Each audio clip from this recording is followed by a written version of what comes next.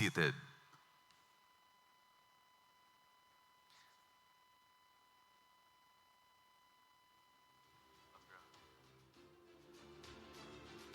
Ladies and gentlemen, our moderator for this afternoon's forum, Mr. Hans Villa Hermosa. Maayong hapon, Negros Oriental. Good afternoon, ladies and gentlemen. Once again, welcome to the Negros Oriental Convention Center on this one fine Wednesday afternoon as we're all gathered here to uphold the spirit of democracy and responsible citizenship as we move closer to the May 2025 elections. Ladies and gentlemen, I am so thrilled to see all of you gathered here this afternoon. We're gathered here not just as voters, but as active stakeholders in the shaping of our beloved province, Negros Oriental. So once again, my name is Hans Villa Hermosa and I'm your moderator for the 2025 Negros Oriental Gubernatorial Forum. Can we give ourselves a big round of applause, please? There you go. Once again, thank you so much for joining us this afternoon, mga higala. I think this is a mix of, students, of community leaders, media, and of course, everybody in the community who is right here at the Negros Oriental Convention Center, and they are very much eager to listen to the conversations that are about to unravel here on this very stage. So mga higala, you still have time to invite your family, your friends, your classmates, your loved ones to join us. Ibisag inyong mga silingan to please join us here at the Convention Center and to witness this forum come to life. So we are also gonna be live streaming this. In fact, this is already live in our Facebook page. So please just visit the official Facebook page of SPARK or the Samahan ng Progresibong Kabataan Negros Oriental Chapter. So ladies and gentlemen, this forum is more than just an exchange of platforms or promises, but this is a space for clarity, for accountability, and most importantly, for conversations. So you will be hearing our candidates tonight who are vying for the highest position in our provincial government as they share their vision, as they address pressing issues, and more importantly, as they answer questions that matter to every Negrense. So we highly encourage everyone and we request everybody present here today to please listen attentively, listen with an open mind, and of course, discern with, reflect with a discerning heart, and most importantly, make informed choices coming May 12, 2025. So are we all ready for this afternoon's Gubernatorial Forum? Yes or no? Yes, I think we all are ready. But of course, before we officially introduce and welcome our candidates this afternoon, let us all please be first inspired by a welcome message to be given to us by the Student Government President of St. Paul University, Dumaguete. Please welcome Mr. Aaron Lynn Talabok.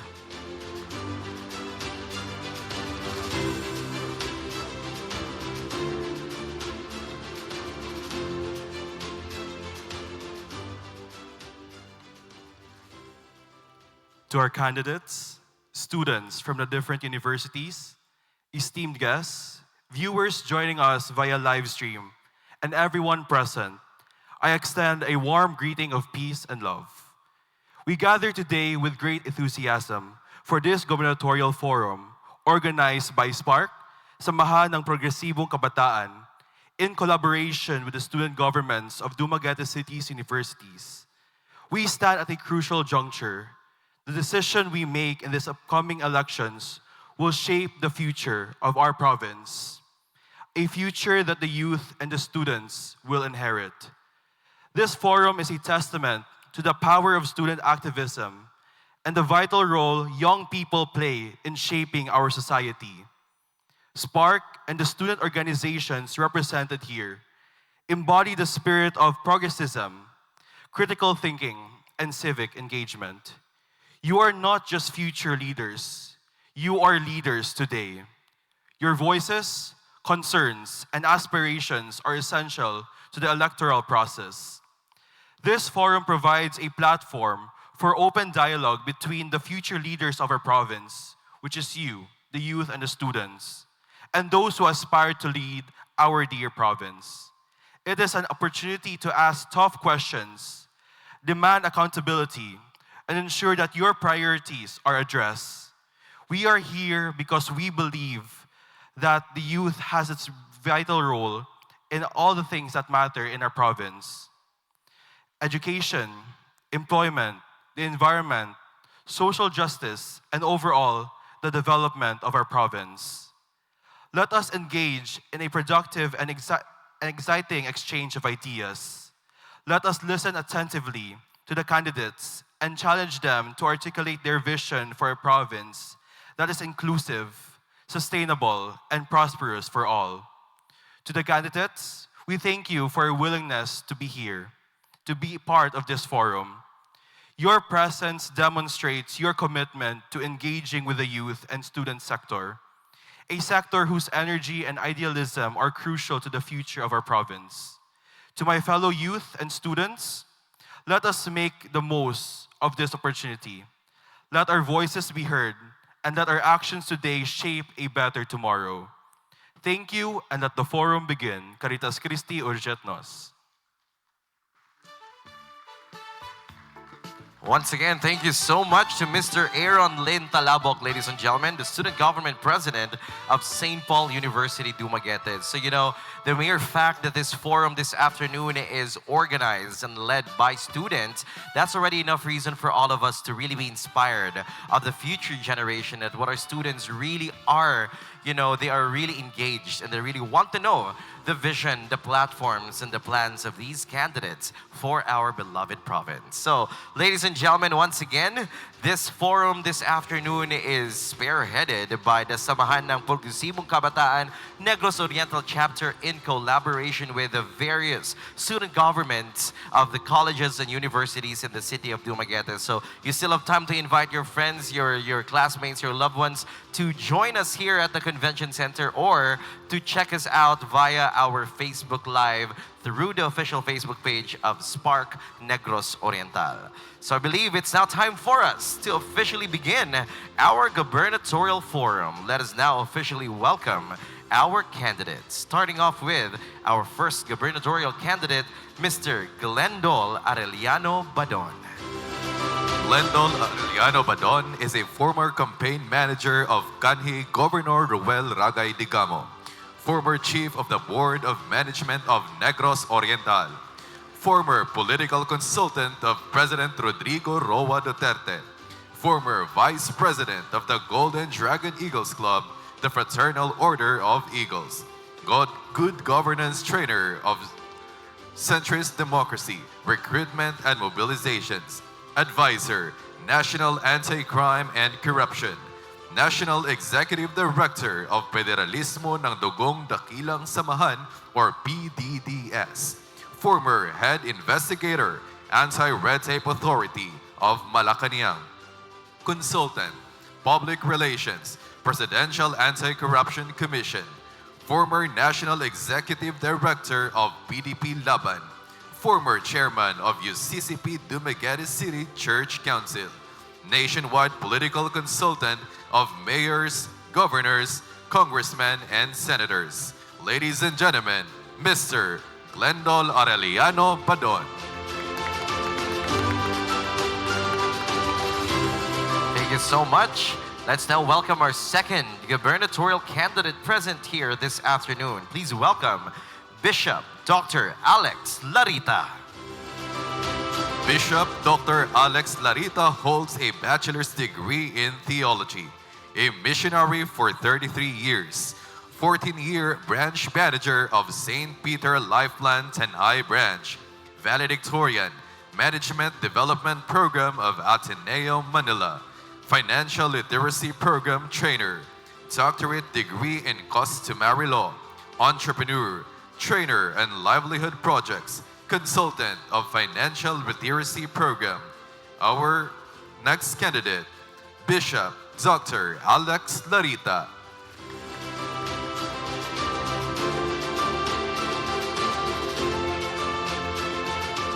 And now let us proceed to our next gubernatorial candidate, ladies and gentlemen, Mr. Henry Pride Teves. Mr. Henry Pride Teves is a valedictorian graduate of St. Louis School, Dumaguete City in the year 1978 to 1985. honor student of De La Salle, Alabang, Manila in 1985 to 1990. De La Salle Taft graduate of BS Computer Science, major in Information Technology from the year 1990 to 1995. Work experiences include General Manager of AVT Commercial from 1996 to present, Executive Assistant to the General Manager, Herminio Tevez Company Incorporated in the year 1997 to 2013, Proprietor, Hat Commodities, Board Member, 3rd District of Negros Oriental in September 23 to 2002 to June 30, 2007, Proprietor, AVT Feed Mill from 2009 to present, President, HDG BioOne Agri-Venture Corporation from 2017 to President, President, Herminio Tevez Company Incorporated from 2021 to present, Congressman of the 3rd District from July 1, 2007 to June 30, 2010, Vice Chairman on Committee on Rural Development, Special Committee on Globalization,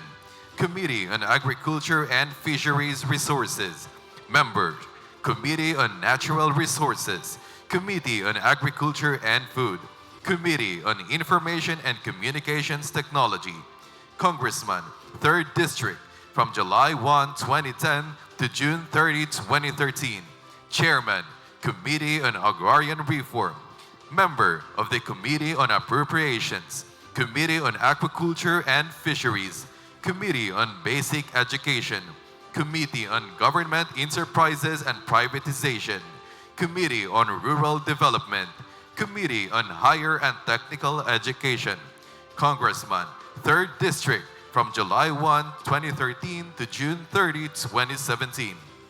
Vice Chairman, Committee on Appropriation, Committee on Government Reorganization, Member, Committee on Accounts, Committee on Agriculture and Food, Committee on Aquaculture and Fisheries Resources, Committee on Basic Education and Culture, Committee on Constitutional Amendments, Committee on Housing and Urban Development, Committee on Trade and Industry, Mayor, BioOne City, from July 1, 2016 to June 30, 2019. Mayor, BioOne City, July 1, 2019 to June 30, 2022. Received a special recognition for the 2019 Civil Service Commission Dangal ng Bayan Awards. Governor, Province of Negros Oriental, July 4, 2022 to October 11, 2022. Ladies and gentlemen, Mr. Bride Henry A. Tevez.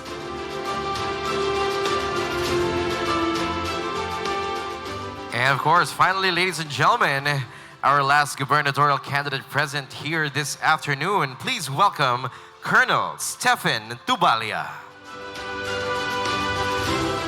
Colonel Stephen Alanano Tubalia is a 56-year-old married with 3 children. Joined the Philippine Navy and rendered 30 years in the Naval Service. Retired as Navy officer with the rank of captain. Shifted career from military service to corporate business. Manages the SIGMIC International Development OPC, SIGMIC International Development UK Ltd, and Commodore Holdings UK Ltd. Entered international trading for humanitarian projects in Negros Oriental. Government working experiences include Naval Surface Warfare Commanding Officer, Humanitarian Mission, United Nations Military Observer, Multilateral Bilateral Naval Exercises Evaluator, AFP Reserve Force Manpower Development Administrator, Naval ROTC University Commandant. Strategic Planning Experiences, Philippine Navy Strategic Sail Plan, Strategy Development Planning, AFP Guam National Guard Executive Planning, AFP Philippine Navy Mobilization, Australian Defense Cooperation Planning, AFP Legislative Affairs Planning. Educational background, graduate of BS in Aviation Electronic Engineering, 4th year college in BS in Aeronautical Engineering, graduate of Master in Maritime Education, graduate of Master in Public Management, and candidate graduate of Doctoral in Maritime Education. Ladies and gentlemen, Mr. Stephen Alanano Tubalia. There you have it, ladies and gentlemen. Can we give another round of applause to all of our gubernatorial candidates for, of course, gracing us with their presence this afternoon. This is definitely going to be an insightful and meaningful afternoon to every Negrense present here today, both online and, of course, in person. So at this point, it's now time for us to listen to the opening statements of our gubernatorial candidates. They'll be presenting their general platforms and plans for the province of Negros Oriental. Each of our gubernatorial candidates will be given 5 minutes to present their platforms. Ladies and gentlemen, let's begin the opening statements with Mr. Glendol Arellano Badon. Thank you very much, sir.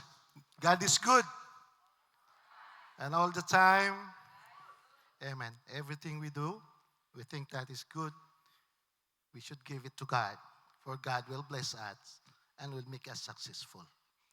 Thank you, Spark, for this big event that you have given to the people of Negros Oriental to know who their candidates are. I would also like to thank, I travel this afternoon. With me is my living God and the angels of heaven with the guidance of the Holy Spirit. And thank you for my friends out here. They are all good candidates and capable candidates, but I would also like to thank my family and my campaign team and you people around for being with us in this afternoon. I am Glendol Arellano Ragay Badon. I came from Siaton, Negros Oriental. I am 60 years old. Duwa na akong citizen, Filipino and senior citizen. And I graduated my college degree at Foundation University on accounting management, and I have my course for masteral class in University de Manila for political management and good governance. And I have some of the accomplishment that I have, being a businessman before. I managed different kinds of businesses.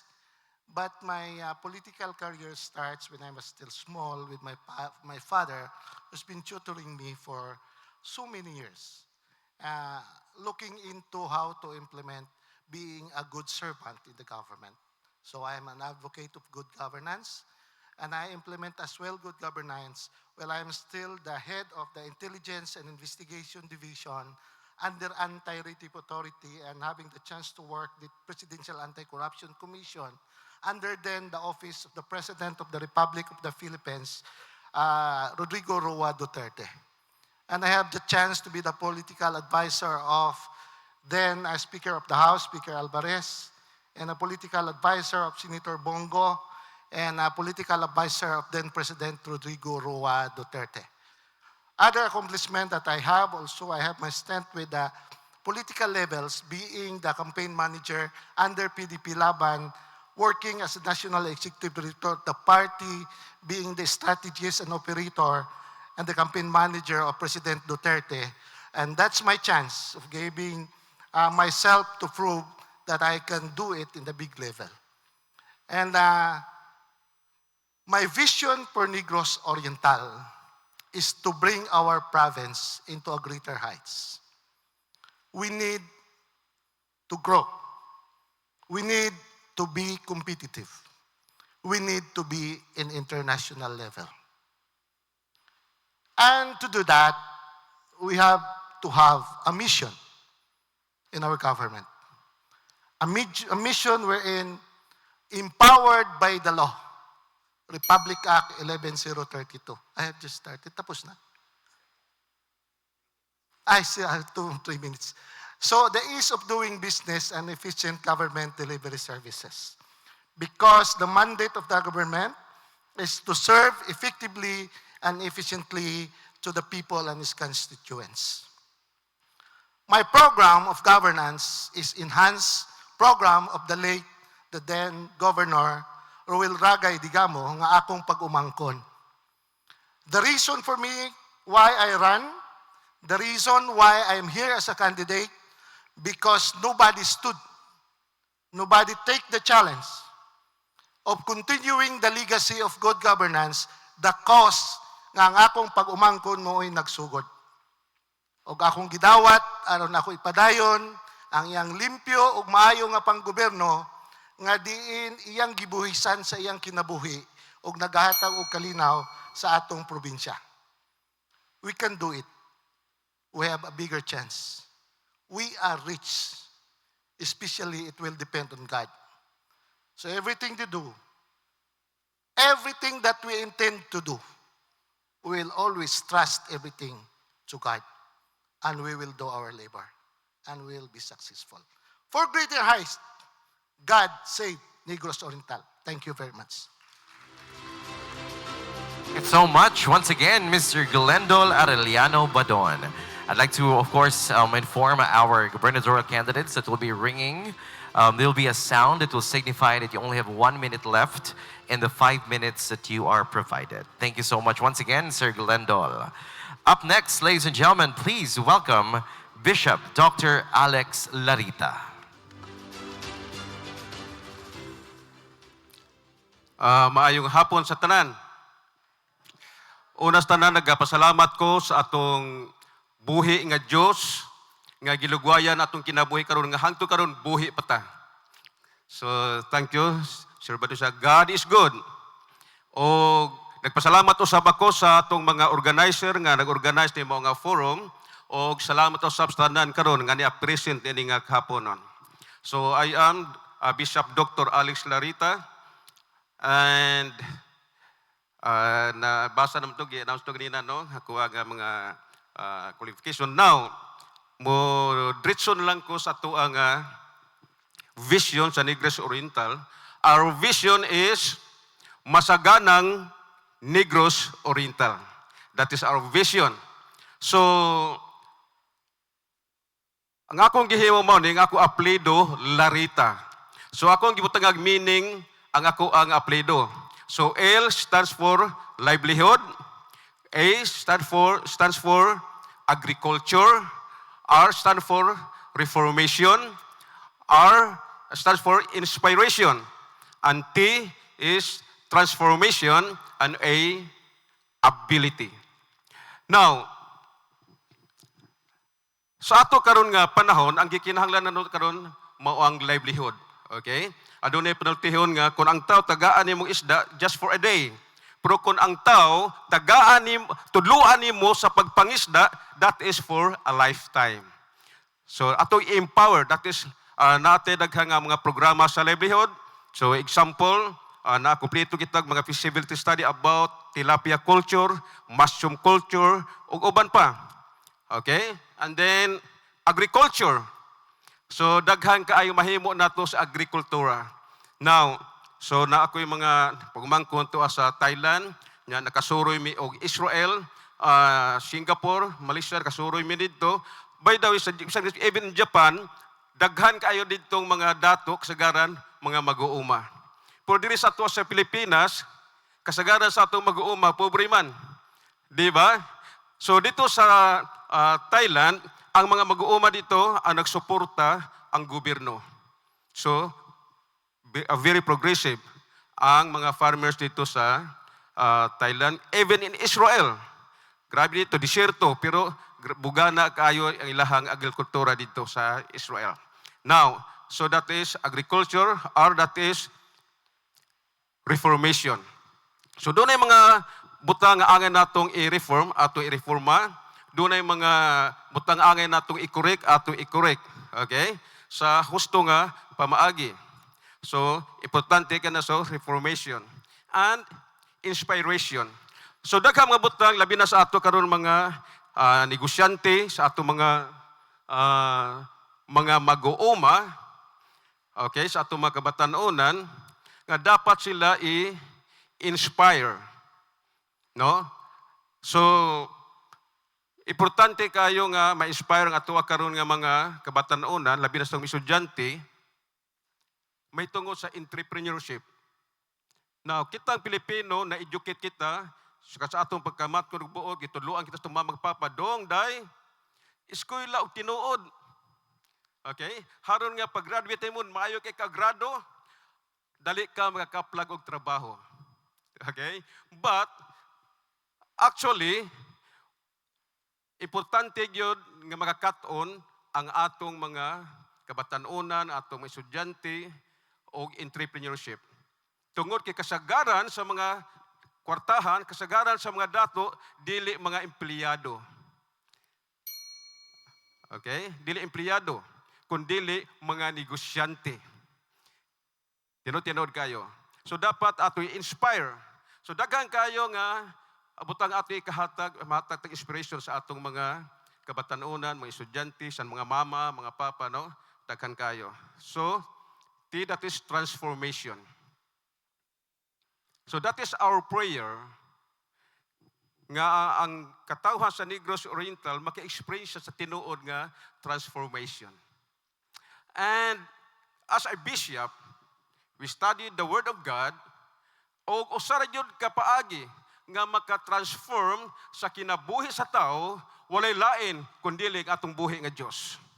So saon nato pagpaningkamot di gyud mabag-o ang atong kinabuhi. Way kausaban atong unahon tigod maningkamot nga magbago pero sa semana lang o sa kabulan pero human ana balik to dating gawi. Why?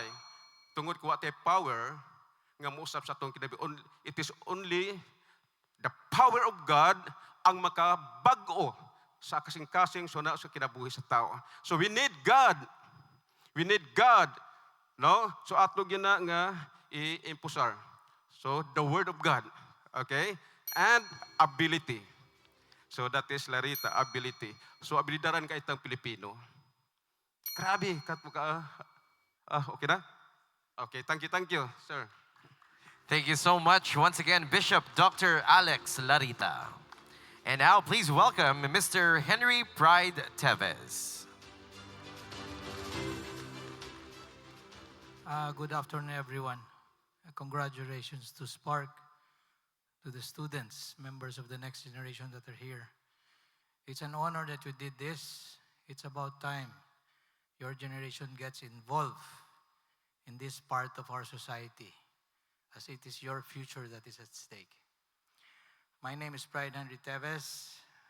I am a computer scientist or a programmer, if you may call it, by vocation, and a farmer by profession. Having said that, I can confidently say programmers are more detailed in things than most of us.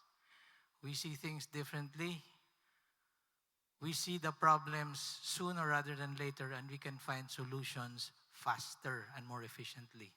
As with programming comes sound and thorough planning, as well as extensive systems analysis and design and floor charting and so on. What do I see for this province?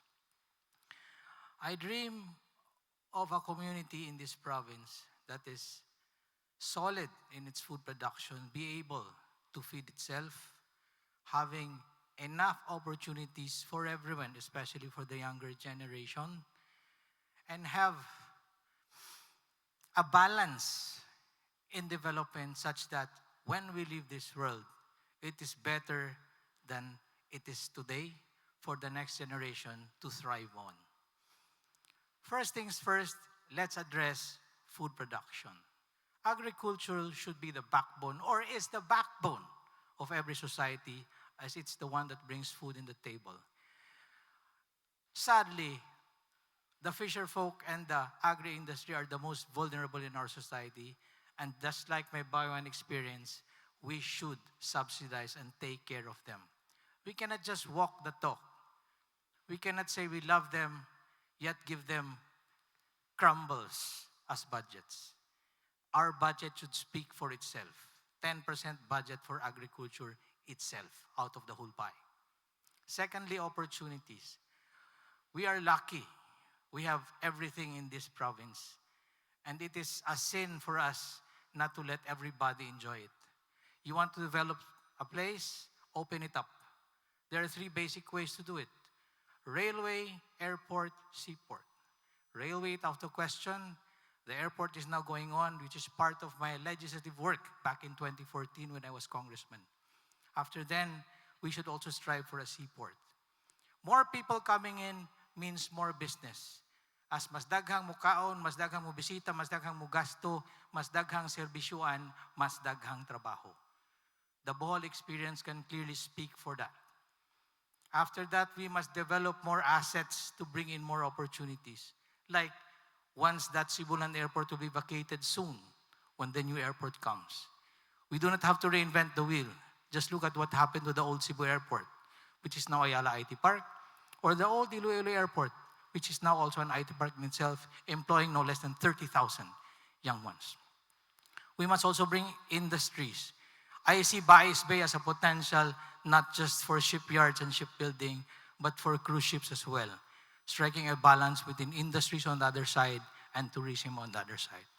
At the end of the day, while we strive to give opportunities for everybody and making sure we live in a vibrant and peaceful community, we must also ensure that the environment is protected so that, again I repeat, we leave this world to the next generation more livable, better than what it is today. Thank you. Thank you so much once again, Mr. Pride Henry Teves. And now at this point, ladies and gentlemen, for his opening statement, please welcome Colonel Stephen Tubalia. Thank you. At this point, I would like to take this opportunity to the Spark organizer. Thank you for this opportunity. I think sa una pa namo ni pangandoy nga magkita-kita mitanan, and then here comes now, nasa stage na mi.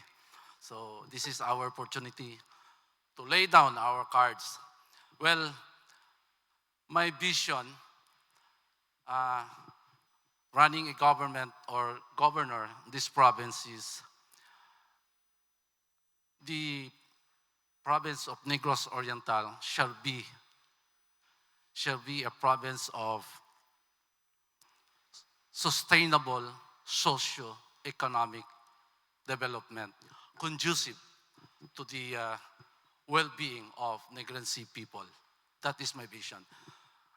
Atong hununaon og mayo, kanang Negros atong gistoryahan, unsaon nato pag-develop sustainable development sa Negros Oriental. When we say sustainable development, development of the present generation which cannot compromise the future generation. Kaya pagka kitang mga second generation or next generation, kamong mga estudyante, kamo ang among gipreparahan sa among pagdevelop karong panahon na. Now, when we say vision, it is a time bound. According to the when we craft a vision, it is a time bound. So, ang vision nako nga gihatag sa Negros Oriental is by 2035, Negros Oriental shall be a sustainable socio-economic development conducive to well-being of Negrense people. Ngano mang socio-economic? Okay. Una,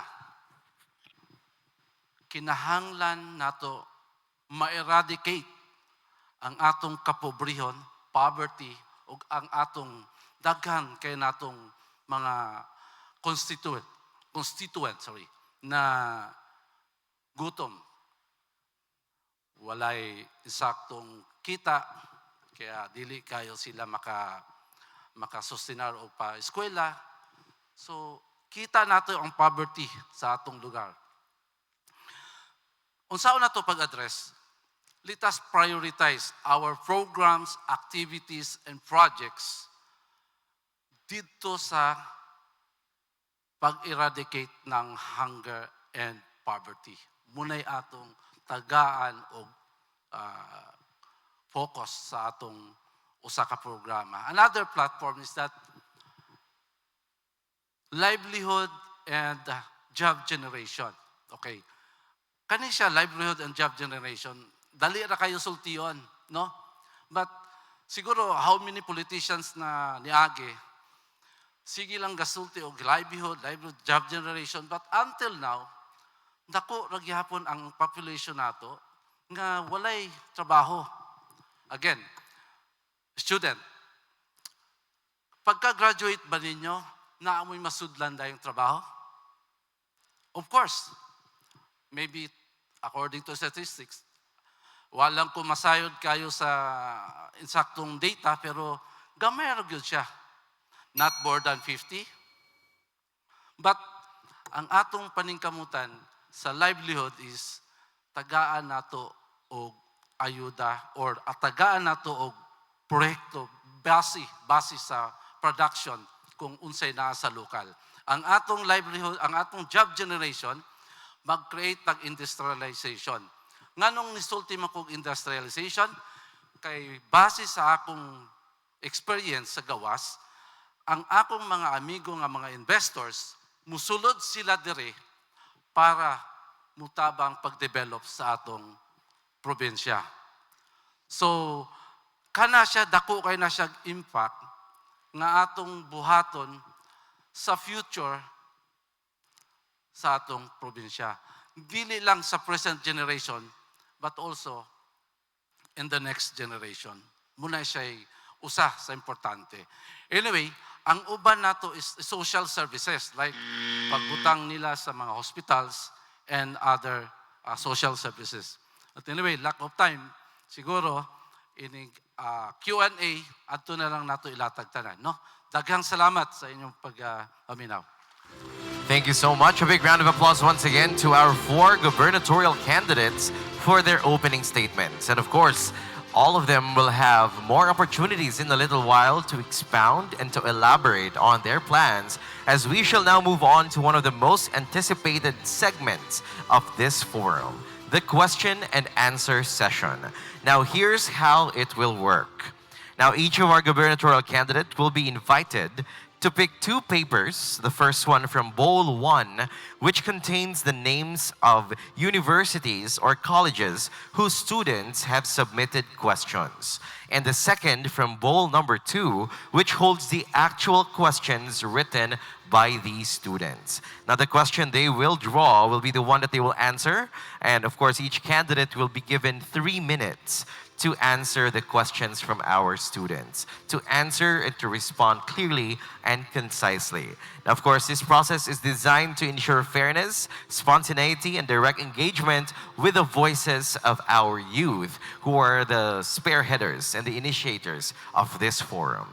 So may we proceed now we will begin with Colonel Stephen Tubalia first. So, Colonel Stephen, please pick first the university. We have Foundation University. And now, can we request the bowl containing questions from students from Foundation University?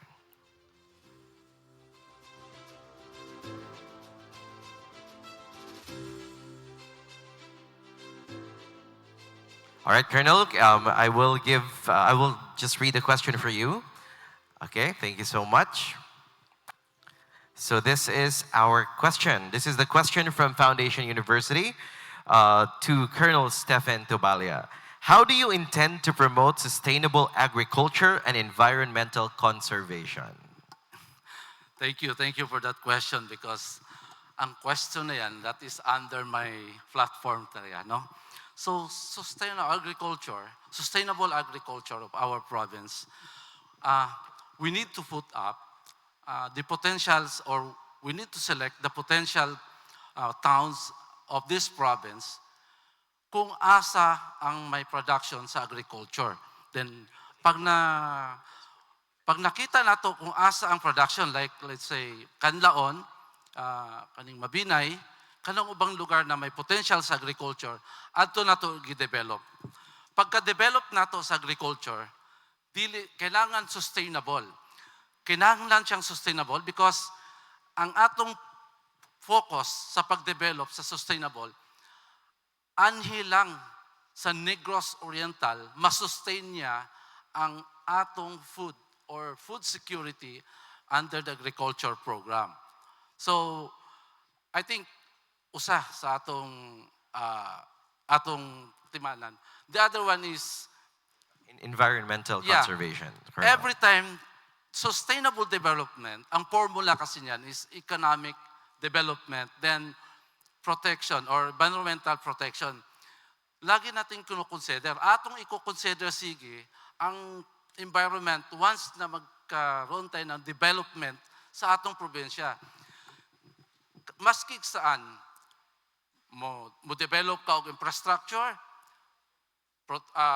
environmental protection, masig unsang mga development naa siya'y protection para sa environment. Muna siya yung purpose. Yeah, thank you. Thank you so much, Colonel Stephen Tubalia. And now this time, we'd like to request Mr. Pride Henry Teves to pick first the university that will be the source of your question.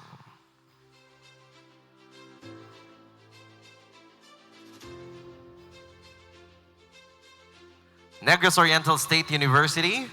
Let's ask, of course, Sir Pride Henry Teves to now pick his question.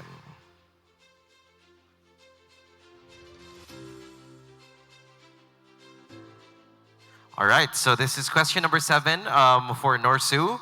So the question is, Negros Oriental possesses vast fertile land resources. The province's major industry is agriculture. With this, how can the local government implement sustainable agriculture practices and provide better access to financial resources, technology, and market opportunities to empower farmers, enhance agricultural productivity, and enhance their livelihoods in Negros Oriental? First things first. In everything we do, we have to set the boundaries first. Every LGU should have a comprehensive development or urban or comprehensive plan. Agricultural or food-producing areas remain food-producing areas. Residential areas remain residential areas. Commercial areas remain commercial areas, and so forth and so forth. You don't see a rice field converted to a subdivision in a year or two. It should remain that way because we must maintain the balance. While we need a place to live, we also need a place where we can grow our food. Secondly, as I said, we must walk the talk. Check all the LGUs now. They shout to the world that they love their agriculture or they love their farmers, yet their budget is less than 4%. You know how much this province has a budget for agriculture? 0.7% of the total budget. We have a 4.1 billion budget with a 32 million budget for agriculture. In Bayawan, when I was mayor and until now, our budget stays 10% of the total budget because when we say we love our farmers, we really mean it. We must protect them, subsidize them. While farmers are not as educated as most, I'm sure their children are, and they're also Google capable like us. Giving them access to Wi-Fi, and of course, giving them access to modern agriculture equipment such as drones for spraying and the rest, and modern harvesters and what have you, can really help a lot. But the most important thing is sound planning. We must know where the food-producing areas are and keep them that way. So do the watersheds that supply water not just to people but to the food and the animals as well, and so as the residential areas. Thank you very much. Thank you so much, Mr. Pride Henry Teves. Now let's proceed to Bishop Dr. Alex Larita.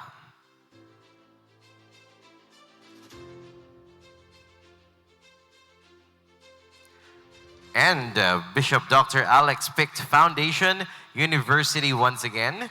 Would like to request for the bowl containing the questions from students of Foundation University.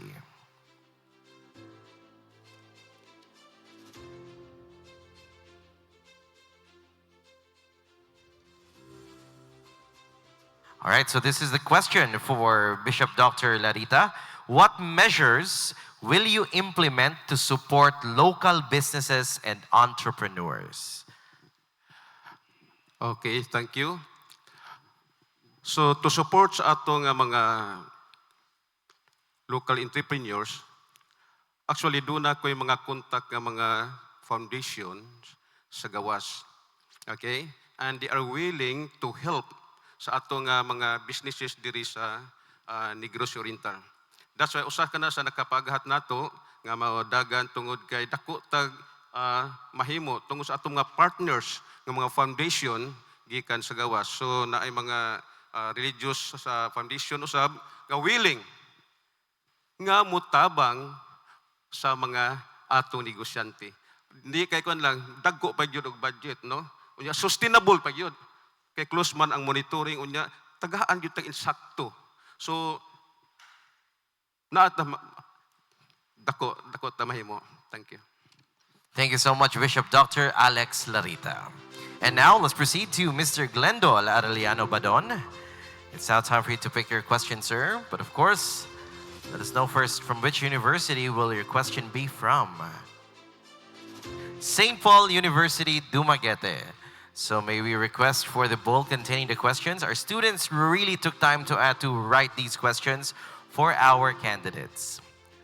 All right, so allow me to read the question. This is question number 3 under SPUD.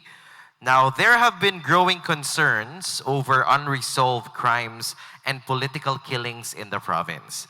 Now, how will you protect citizens, ensure that justice is served, and restore public trust in local law enforcement? That's a very good question.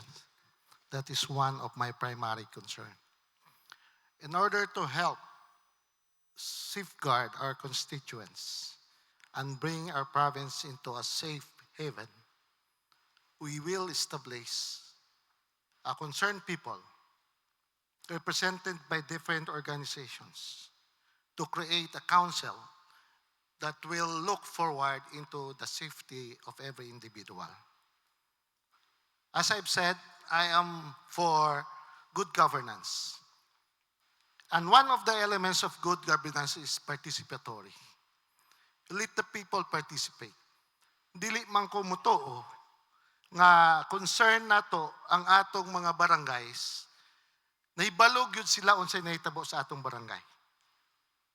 So you can create, because during my stint with the Anti-Red Tape Authority as the head of the Intelligence and Investigation Division, I really applied the participatory governance so that I have a lot of force multipliers. I can easily solve a crime or a problem by people's participation, empowered by the government. You just need to give them a chance to serve with authority. So you empowered people, you create the council, and you create the contributory groups to be your force multiplier in the government, to be the watchdog. You don't only have to depend on the enforcers because they are minimal in numbers and the crimes is so big. And therefore, you have to do it in a holistic approach. So you need people's participation.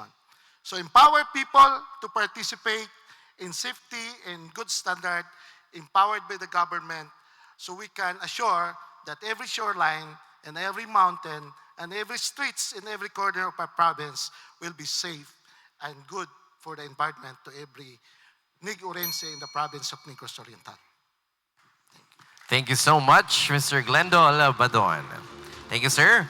So that ends, of course, the first round of our question and answer session. We shall now proceed with our second and final round, okay? But do not worry, because later on, we'll be opening the floor as well to questions from our friends from the media who will be asking our candidates some questions as well. So for the second round of our question and answer session, our candidates will be given 2 minutes to expound and to answer these questions. Let's proceed and go back once again to Colonel Stephen Tubalia.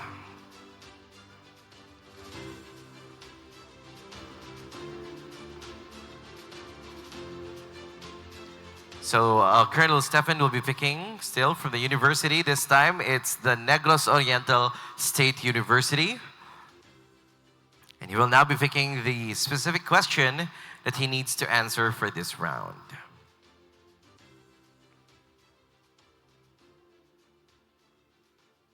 All right, so the question is, again, this is coming from one of the students from Negros Oriental State University.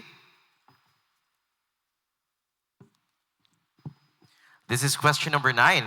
As a candidate who has the potential to become the next governor in the province of Negros Oriental, how can you address infrastructure gaps in rural areas to promote equitable growth? Once again, as a candidate who has the potential to become the next governor in the province of Negros Oriental, how can you address infrastructure gaps in rural areas to promote equitable growth? So this is again one of my part of my platform. So I need to establish infrastructure here in Negros Oriental, particularly on the industrialization. Because sa industrialization, daghang jobs ang ma-generate. Okay? Dili lang ta mo-focus sa mga livelihood program, but kailangan natong magkaroon ng dissenting jobs para sa mga next generation, particularly on the present and the next generation. So, pag-create nato sa industrialization nato sa Negros Oriental, tulo ka district ang atong butangan. In fact, muna siya among gistoryahan sa mga investor nako. I have 7 investors right now. So, they plan to have the factories of renewable energy, the shipbuilding, dagan siyang ibutang. In fact, when they presented me last 2 weeks, there are 18 projects na ihatag nila diri sa Negros Oriental. Ang sulti nila, kaning mga investor nako coming from Europe. I-clear lang nako, no? They are Europeans. Kasi gi-adapt nako ang ilang culture ng Europe pag-develop sa ilang country, which is they want also to transfer or to give the culture here in Negros Oriental on the development, like sustainable socio-economic development projects. Thank you. Dagang salamat once again, Colonel Stephen Tubalia. Up next, we have Mr. Pride Henry Tevez for your second question this afternoon. And the question will come from Koska. All right, and would now like to proceed with a question specifically from one of the students of Koska.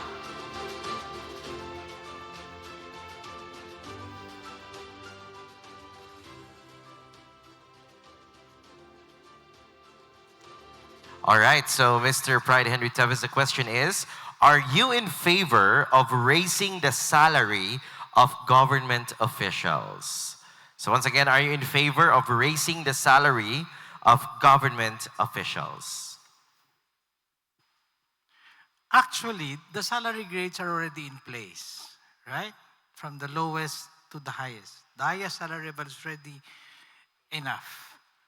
But what we must do rather is make promotions and acceptance to government service based on meritocracy rather than padrino system and the old ways. That's the best way to solve it. It's not to raise salaries. It's to bring the best of the best in government and to promote them based on performance and based on achievements, not based on anything else. Thank you. Thank you so much, Mr. Pride Henry Tevez, for answering that question. Up next, we have Bishop Dr. Alex Larita. And this time, it is still Foundation University. All right, so Bishop, I think will be answering, both questions are from Foundation University for him. All right, and the specific question from one of the Foundationites.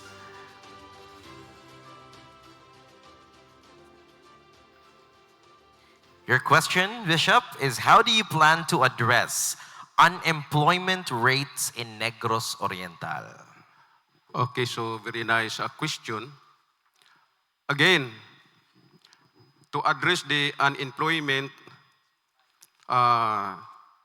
rate in Negros Oriental,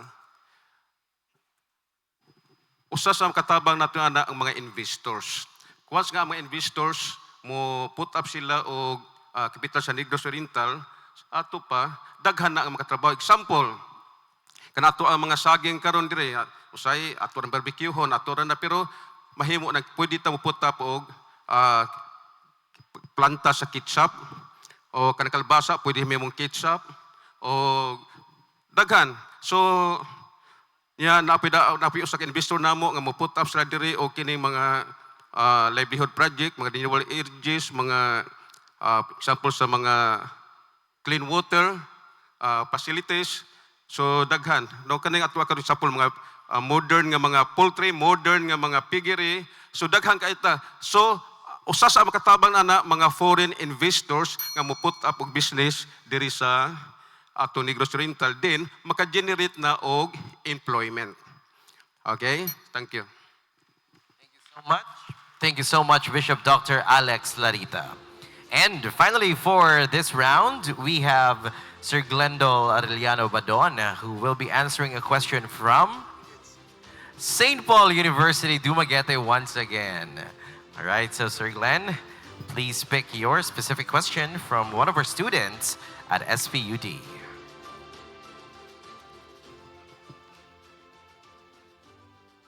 All right, sir, so this is the question for you.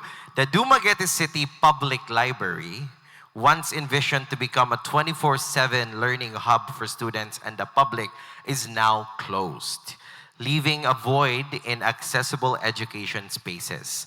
Now, if elected, will you commit to reopening and reviving this plan? And if not, what concrete and inclusive alternative will you offer to ensure that students, especially those without access to private learning spaces, are not left behind? Thank you, sir. One of my program in the governance of Governor Roel is education. Yes, sir. Because our vision is to bring our province into a greater heights. We will open it again and we'll make sure that all the information needed, the knowledge that is needed, required for every individual to grow, not only in the province of Negros Oriental, but for you to be aware of what's happening around the world. You have to be informed. You have to be educated. And you have to be capacitated. Remember that knowledge is power. Once you have a full knowledge, and that's already become your personality and will give you a good character, of course, enlightened by the wisdom from God, then you can be somebody. Knowledge can conquer the world.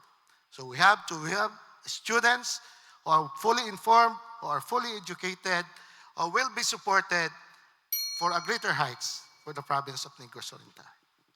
Thank you so much, Sir Glenn, and he's committed to reopening the public library. So can we give a round of applause, ladies and gentlemen, to our candidates for answering these questions from our ever-active students across these colleges and universities in Dumaguete. All right, so at this point, we will be taking a 5-minute break for our candidates to take a quick breather. And of course, after which, we will proceed with questions from the media. So this will also give time for our media personnel present here today to formulate your questions for our candidates. We'll be back in 5 minutes. Thank you for staying with us here at the Spark Gubernatorial Forum. We'll be resuming shortly, so please stay seated and get ready for the next segment of our program. While we're on break, we'd like to take this moment to thank the Samahan ng Progresibong Kabataan for organizing this impactful forum, together with our partners, Negros Oriental State University, St. Paul University Dumaguete, Foundation University, and Colegio de Santa Catalina de Alejandria. Your unwavering support has made this event possible. We would also like to extend our gratitude to the religious sector who have shown support to this forum, the Muslim sector, the United Church of Christ in the Philippines, Dumaguete, Iglesia ni Cristo, and of course for the service of the Philippine National Police, Dumaguete City. Don't forget to stay hydrated and take this time to reflect on the discussions we've had so far. Let's keep the energy alive and the conversations respectful as we continue to engage with our candidates. We'll be back shortly, so stay tuned. The Spark Gubernatorial Forum will resume in just a few minutes. Thank you.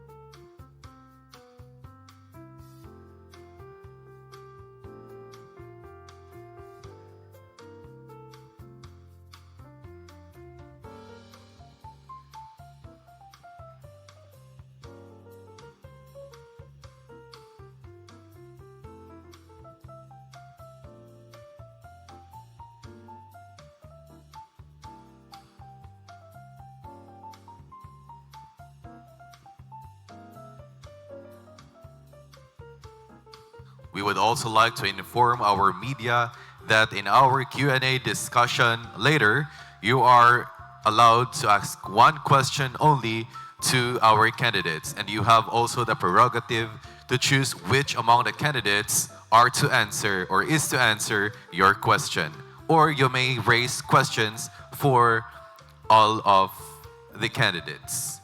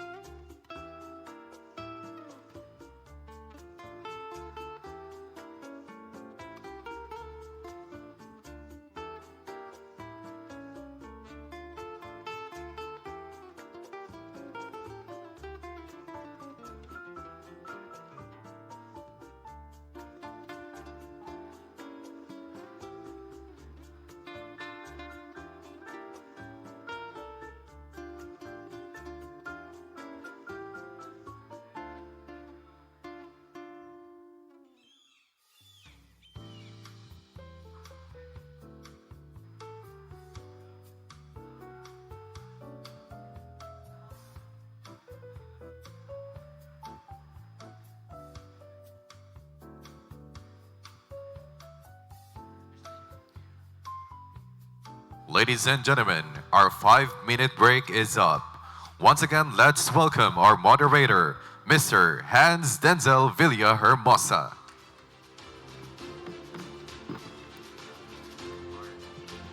All right, we are back. So I hope that everybody took the 5-minute break to, hydrate themselves, take a quick break sa comfort room, as we are now about to proceed to our next round of question and answer sessions. This time coming from our friends from the media who are here. So once again, I'd like to request our representatives, one representative per media representation here this afternoon. Please introduce yourself first, and of course, you can direct your question to anybody from our candidates here in front, or you may ask them to answer altogether. All right, so let us begin with a representative from Yes FM. We have a microphone, 2 microphone stations here in front. So let's begin with Yes FM.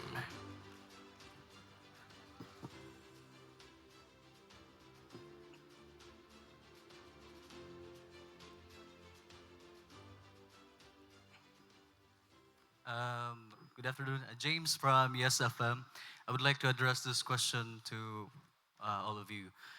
Given a chance nga makadaog, what will you do sa utang sa atong probinsya?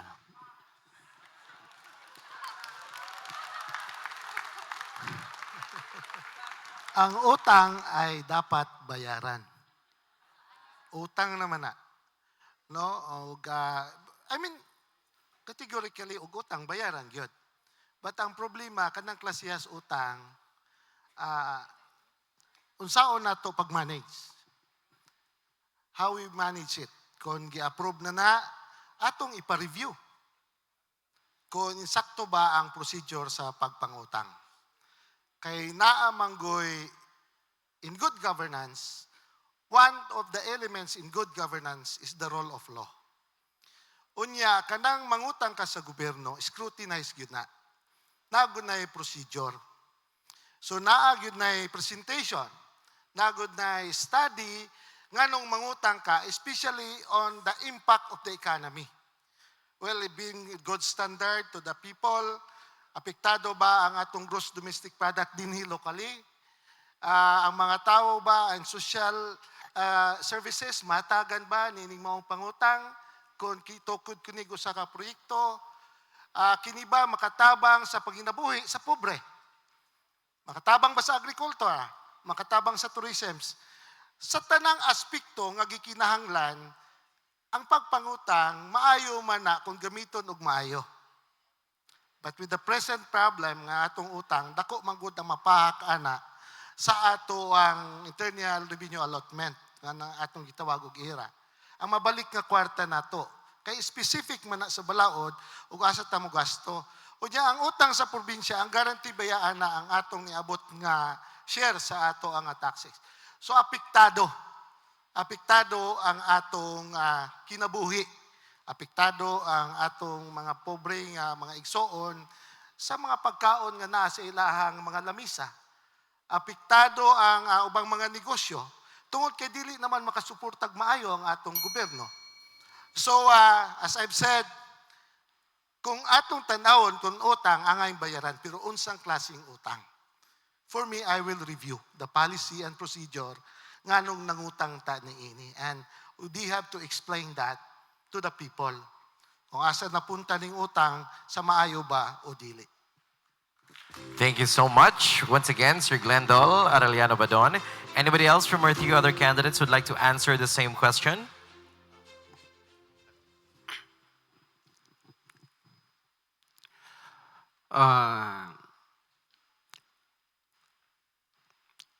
Ang pagpangutang sakto dunay sakto nga proseso, so gihimo nila ang sakto nga proseso kay nakautang man, di ba?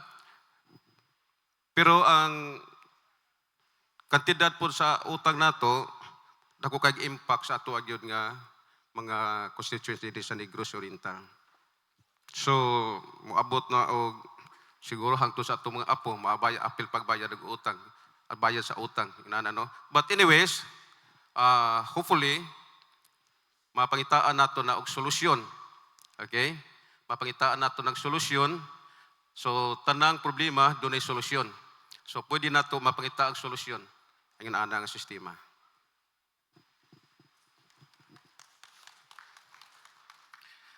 Just to amplify to your end, especially the young ones, how the impact of this utang. 5.8 billion, 15 years to pay, that's roughly 600 million a year. For 15 years, divide by 365, 1.7 million every day for 15 years that we have to pay for something that is not worth paying for. How many scholarships will be sacrificed?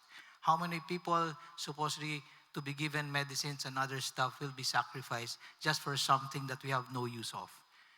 In my own opinion, I'll try to fight that legally. Parehaning hospital, wala man ni wala man ni ron namugna. So pasabot wala pa ni na-consume tanan. Kung akong mapunggan, akong punggan, because I know very well that the region office is making a hospital of their own and we have no need to create such a big mess for us. Secondly, I will try to challenge kining street lights. You pay 167,000 per street light for 4,500 street lights. I'm sure when the COA will check on this, it's only worth 25,000. If my challenge is right, why will I pay for 167,000 when there's only 25,000 worth of equipment in front of me? And that will be a legal challenge soon, and I hope it gains traction so that people will realize, let's be prudent in our spending and let's put those responsible where they should be placed. Thank you very much.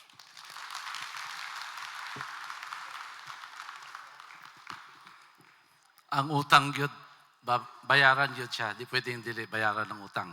But sa pag-utang nato, daghang naapektuhan. Tungod sa programa, instead ang uban natong revenue, instead mabaadto sa ubang mga programa, agriculture, o kanang uban pa, but na-focus dito. Ang pangutana, unsaon nato, unsay hatag natong solusyon. Kung ako ang mudaog, atong buhaton, mag-strategize ta. Okay. Naa naman na siyang utang, magbayad ng yutana, ang atong buhaton, mangita tag maayong investor na makapag-generate ta og revenue. Like etong manufacturing, itong industrialization. So pag na-establish na to ang mga industrialization, naatay revenue nga makuha nga dako. So ang era nato, imbis na usa ka interest na, siguro maging usa ka roller na. Ang pagbayad nato sa utang, dili lisod. Naan naman na siya, hindi naman nato na matalikdan. So, pag-evaluate na lang, according to them, na evaluate nato. Sakto. Ato nang ayuhog. But pag solution sa utang, saan nato bayaran, ngita tag other ways na mutaas ang atong revenue, atong province revenue, para instead maka-elevate doon sa ubang programa. So by that, yung atong investor, I told them, I told you last time that a while ago na yung investor nato na ready na sila to implement the projects here in the Negros Oriental, around 17 to 18 projects. Kana dako kay nag-ikatabang. Munay makakuha sa ato pangbayad. Salamat. Thank you so much to all candidates for answering that question. All right, so it's now time for the representative from DYSR-FM. And for this question, we would like to limit the answers of our candidates to just 1 or 2 minutes at the most. Thank you so much. May hapon, Mary Joy Tubis from DYSR-FM Dumaguete.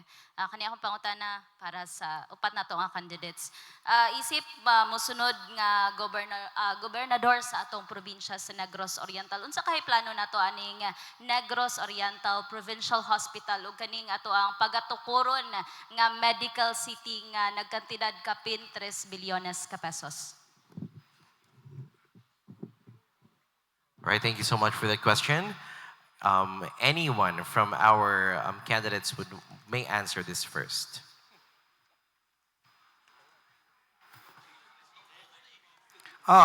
Muni actual karon. Standard doctor 149, actual 50. Nurses required standard 221, actual 80. Standard medtech to be placed in the hospital, 28. Actual, 6. And so on and so forth. 0 physical therapists. Out of 12 pharmacies, only 3 are available. Kulang kayo ang doktor, kulang ang nurse, kulang ang tambal. Muna'y kinahanglan. I checked the PS limitation of the province, it's still at 32%. So now pa 8% ka magamit. Ang una-untang gihimo na karon, gikumpleto ang doktor, gikumpleto ang nurse, gikumpleto ang tambal. Ang problema, ang ilang gigastuhan dili mao. Unsa may ilang gigastuhan? Wala sila nidugag doktor ug nurse, nag-create sila shell of a building worth 3.4 billion. Dayon, nagama sila og ilang laing medical mission, 14 million for MLS, medical legal service, but from 14 million ay kuyog nga 82 million for rice. 2024, 13 million for medical legal service, 50 million for rice. Para sa medical, rice may gipalit, 50 plus 82, 132 million. You do the math. Let's put money where it is needed, where it is prudent. Thank you.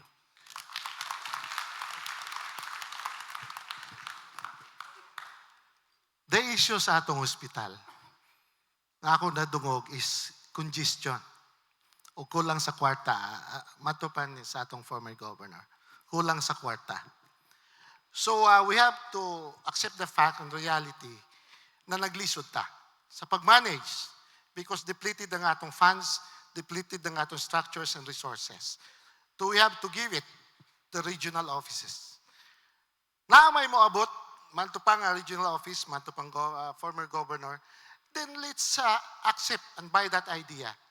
And din ang atong funding, ng atong gisulod diha, kay naa naman na sa atong provincial hospital, ato nang i-distribute equally sa atong community and district hospitals. Kay naa na may national nga office nga mo take over sa atong regions. So na insaktong pundo. So ang atong funds nga atong gigasto diha karon maghimo tag kanang gitawag og Negros Oriental Provincial Services Department. Para katong kwarta nga atong gibutang dias provincial hospital, magamit nato, i-distribute nato diri sa baba nga mga hospital para may capacity ang mga hospital, makadugang tag nurse, makadugang tag doktor, makadugang tag tambal, makadugang tag medical equipments. Jutay na lang ang mabot nga problema diri sa provincial hospital kay well taken care man dito sa primary hospital. So ang atong mga pasyente ato na daang na free. Ato na nadaan na examine dito. Na will taken care na sila sa baba, dito sa bukid, o di na sa atong district hospital. So di na kayo kinahanglan makongest. O na-solve na to ang problema sa funding, sa structure, o problema sa mga empleyado, o nagamit pa na to ang kwarta to develop our hospital. I said, we will go in a greater heights. We will compete into international level. So that's how we do. Ang kaning atong gitokod nila, let's review it. Basin niya na hokus-pokus sa bidding anak. Basin niya og dili may pagkahimutang na. So we will give what is right. We will give justice to our money because that is our blood, our sweat and blood, and must be spent seriously and effectively.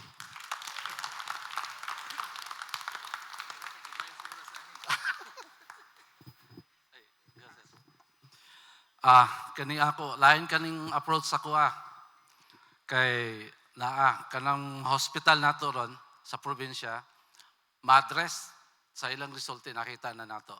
Pero kaning akong approach, lain ni siya kasi ang among meeting sa investors, kinahanglan mi mag-establish og hospital. But ang hospital nga establish namo, lahi siya ang konsepto.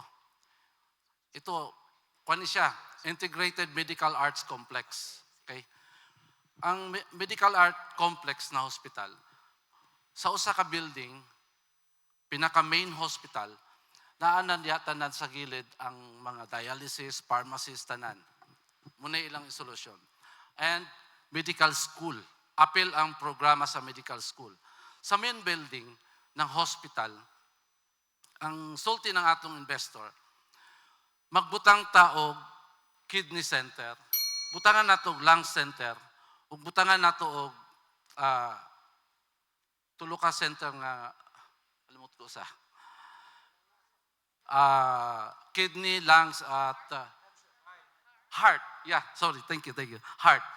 Kana siya naka-establish, humana ang structure, humana ang drawing tanan. Ang budget ready na talaga. Kaya ako, maski kisay mo daog nato, ready na to implement because of our meetings. There are 7 investors na muhatag sa tuwa with that hospital. I think maka-alleviate na doon sa problema na to. Kaya na may schools, medical schools. Okay, thank you, thank you. Thank you. So, the same thing also, no?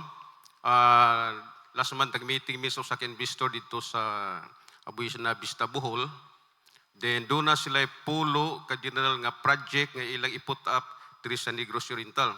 So, apil na ang kitang housing, apil na ang hospital, no? Apil na silang mga factories, mga food processing. So, apil na renewable energy, apil na mga kaning pareho og condominium bitaw nga mga dormitory nga puy-an sa mga tao. So napulo na ka project. So usan na butas lang mga eskwelahan usab, and then tungod kay international siya nga foundation, so makatabang yun. So atong problema sa hospital niya maka-generate po og employment, so madungagan ang income sa Negros Oriental. So doon yung mga panginahanglan sa ato ang mga hospital, mula tag mga doktor, nurses, unya ang ato karon nga district hospital, mura na siya transloading, kung dito na i-transfer diri, kana medyo masulbad na.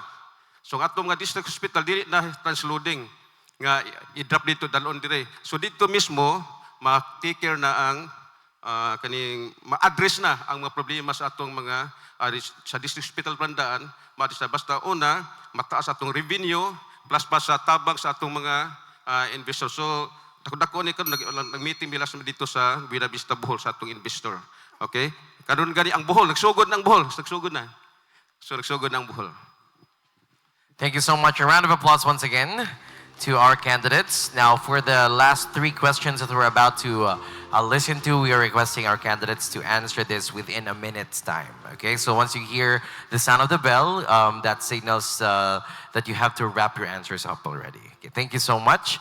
Let's now request for the representative of DYWC.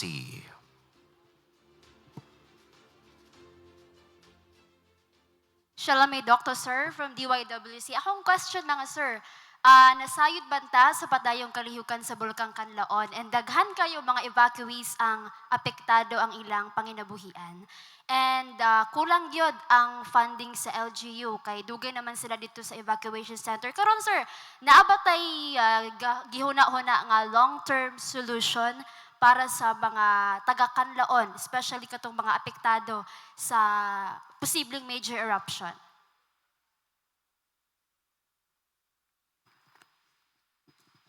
Kini nga akong solusyon dili ni kabahin ra sa pagbuto karon ha. Permanent solution ni para sa mga vegetable farmers. Unsa may problema sa taga-Kanlaon? Mutanom sila daghan pag harvest na tingala sila barato to ilang gi-harvest. Excited na ka nga maka-harvest, pag abot sa harvest barato. It's because wala tay proper intelligence network sa ubang producing areas. This is a very simple solution. Parang di ta mo compete sa Bukidnon, sa Cagayan de Oro, sa Cebu, ng vegetable producing areas. We will use intelligence funds to put up detectives over there and take pictures every day or every week of what they're planting and report it to us. So that ang atong vegetable association dire, I will specifically tell them what not to plant because these are planted all over the country. Parang kada harvest sa atong Kanlaon farmers, sige nga ilang gi-harvest, katong dili daghan pero katong jutay. Kaya advance man atong information, wa man tani sagol sa panon, wa tani tanom sa unsa poy ilang gitanom. That's a more permanent solution to the vegetable pricing problem that has been hounding our vegetable farmers, not just in Kanlaon, but the whole province. Thank you. Ang question nagdala og pangutana is this issue on security and tenure of our farmers. And unsay buhaton sa ilaha. Dito ko sa Kanlaon, adtong niaging 2 weeks ago, ang mga katawhan dito, dili na pabalikon. Dito sa area sa Bulkano, nag-war na gyud. For that is a fertile land. That's their life there. It produced big money for them. Ingon man gani itong usa dito ka nga istorya nako nga nasimbahan, kung na usa ka pangulo simbahan diri, usa ka bulan, milyonaryo na. Tungod sa share nga gihatag sa mga farmers. So that land is really a big contributory factor sa atong ekonomiya dinhi sa Negros Oriental, sa probinsya. Our concern is how to make them safety. So if we can remain as a vegetarian, as a vegetable farm industry, and then we can secure their life away from the danger, and then we'll have an advanced technology to detect kung pila kano sa naman mo buto, pila ka buto, and then para safety sila, kaya ang pangutana karon ang tubag ugma pa, then we have to know it beforehand. So unsa gyud mahitabo. It has been there, it produces money, and it contributes to the economy. Dagkan kayo natabang na sa atong mga katawan nga nagutom. So we'll just make sure na protected sila on danger and safety of their life. So, trabaho na nila, plantation nila diha, and then, ato sila i-distansya, mapuyo sila diri, layo niya ng lugar. So, muadto na sila dito for farming. Thank you so much.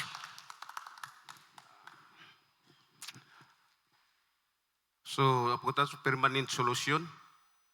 So, bugat-bugat yan ang pangutanaha, permanent solution. So, siguro, naatay mga plano, nga solution, pero it takes time. It takes time pa. So, gradual ang mga solusyon nga itong himuon. Now, especially sa sigutan din ni ito ang amigo diri sa Kanlaon, no? Atong mga mag-uuma apektado kayo sa pagbutbulkan Kanlaon. Actually, daghang kita mga produkto kasagaran sa mga mulo nato sa atong mga kining mag-uuma mao kadaghan sila itanom pero problema ang market. Magbuhig mga baboy, problema ang market. Nana, siguro i-address nato ang mga i-identify nato ang mga problema sa atong mga constituents, ang mga kanato dayon pangitaan nato og solusyon nga parang ma-address para nga ang gobyerno mutabang pangita og market, mutabang baligya, katabang sila.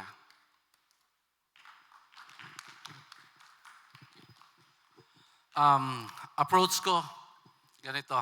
Pag atong solusyonan ang kanlaon pagbuto, dapat naanatay ready na mga plans kung unsay buhaton. But again, ang pangutana, unsay plano nato, unsay solusyon nato sa pagbuto sa kanlaon. Okay. Dapat may preparedness ang tawag doon sa kaning ang probinsya may disaster risk management preparedness dapat. Buong probinsya sa Negros Oriental. Kung kana siya naka-prepared, unsay kulang kung na-address man nila. I think kung kulang man sa pondo. Akong suggestion ako ni, I think this is effective. Kanang mga private establishments, they have their social corporate responsibilities.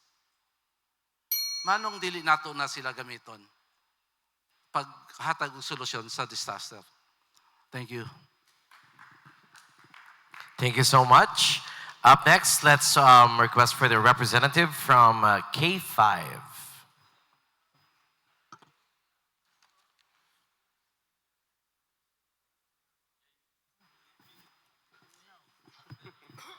Yes, good afternoon dahil ninyong upat.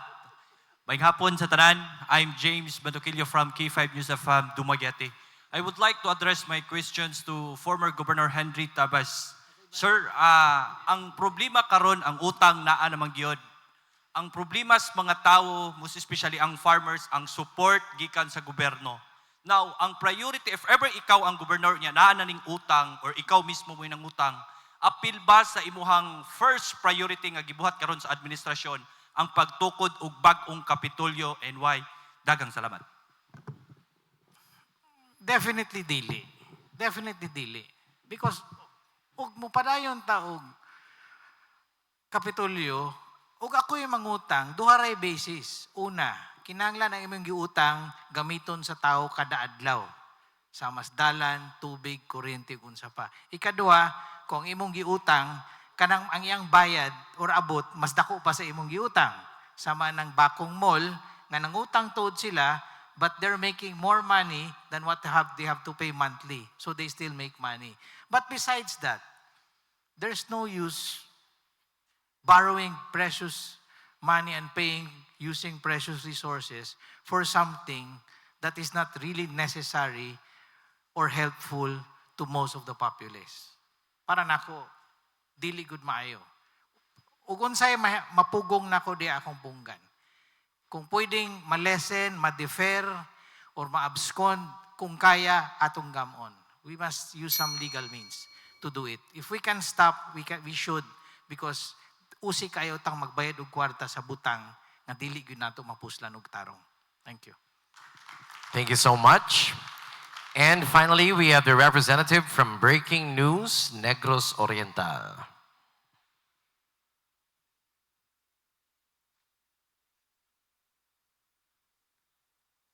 Maayong hapon sa tanan. Sir Glendol Badon, maayong hapon. Sa Breaking News, Negros Oriental.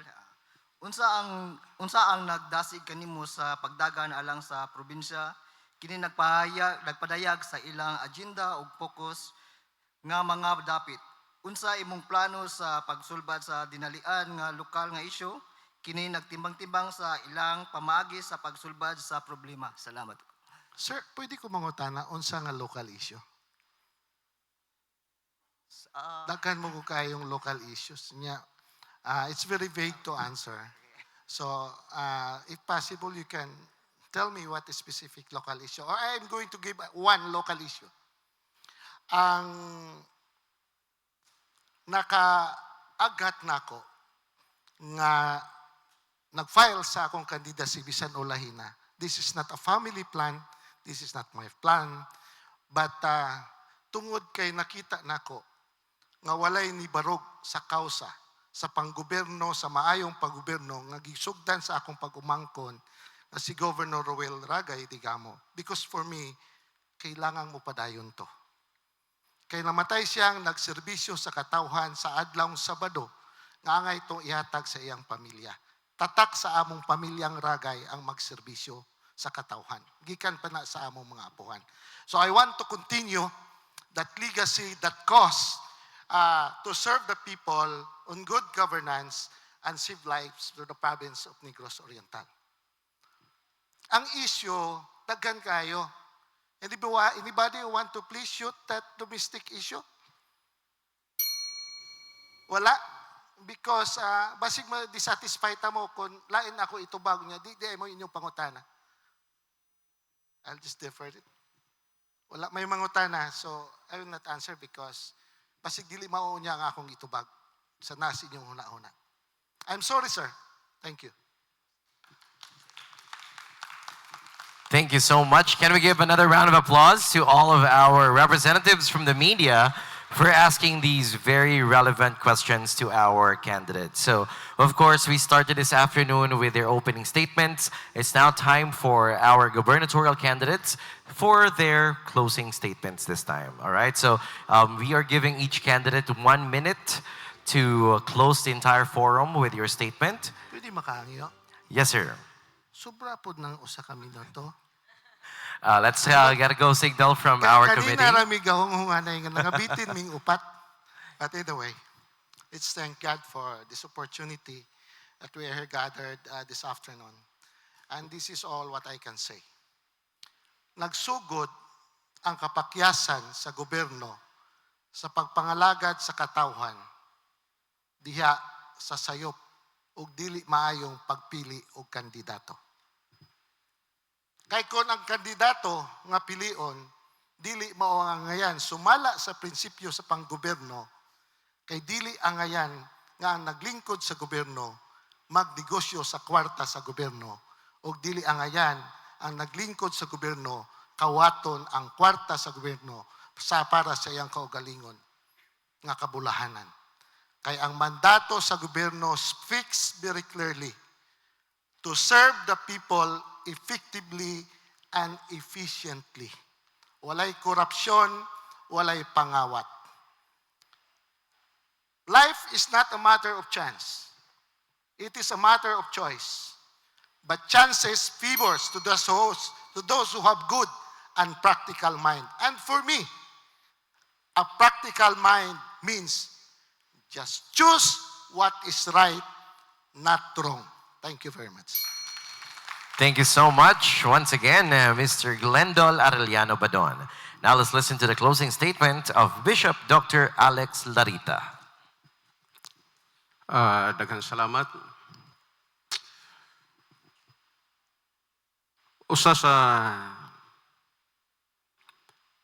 nakita nako nga kikinahanglan nga ato adyon gitawag nga sinisiro nga pagserbisyo sa katawhan unya sa atong pagserbisyo sa katawhan nga aduna po tay inubanan sa giya sa atong Dios. Importante nga dinhi sa panerbisyo daghang tentasyon. Okay? So pero kung ang Ginoo nagauban nato, nagagiya nato, tagaan tagkaalam unsaon nato pagpadagan ang ato ang gobyerno. Mao na nga gibutang sa Dios sa kasing-kasing, if ever tugutan sa Ginoo nga kita palingkuron diri sa Negros Oriental, ako nang nakubinat mi sa Ginoo, dili ko modawat og SOP. No SOP. Ako na nga kubinat sa Ginoo og gudanan no corruption. Thank you. Thank you so much, Bishop Dr. Alex Larita. Now for his closing message, we have Mr. Pride Henry Teves. Again, thank you to the younger generation for hosting this and being involved. It's about time you get involved. There are only 3 qualities that's very important in a leader. 1, 2, and 3. When you choose, make sure those leaders have those 3 qualities. And for a better way to choose, discernment. During this time of Lent, find the day and time when your mind is clear. Pray over it. Ask for discernment. And when the message comes, immediately write it down in pen and paper and stick to that, because that was a discerned choice, guided divinely. That's the best way to choose right. Find discernment, especially in this time of Lent. Use the power of prayer to guide your intelligence so that you can choose the best leader possible. Thank you very much. Thank you so much, Mr. Pride Henry Teves. And finally, for a closing statement, please welcome Colonel Stephen Tubalia. My suggestion to the candidates for the governor position, after this election, I hope na mag-unite tayo. We will have our united leadership after the election. Because without this united leadership after election, titirahin mo, titirahin mo, dili ta mo asenso. We need to develop our Negros Oriental. We need to develop. Right now, poverty, extreme hunger, nandyan pa. Di lang nato, nakakaunta, kita tanan, nakakaunta tulo ka beses, usa ka adlaw. Pero katong tuwa dito, na wala ka abot dere. Do you think kompleto ilang kaon? I strongly suggest, we need a united leadership program. That is part of our good governance. Thank you. Thank you so much, Colonel Stephen Tubalia. And another round of applause, ladies and gentlemen, to all of our 4 gubernatorial candidates for gracing us with their presence, their time, and their effort today, and for, of course, sharing their visions for the province of Negros Oriental. So now, as we're about to wrap up this whole forum, may we request the Student Government President of Negros Oriental State University for a closing message. Please welcome Ram Robert Vinci Lazan.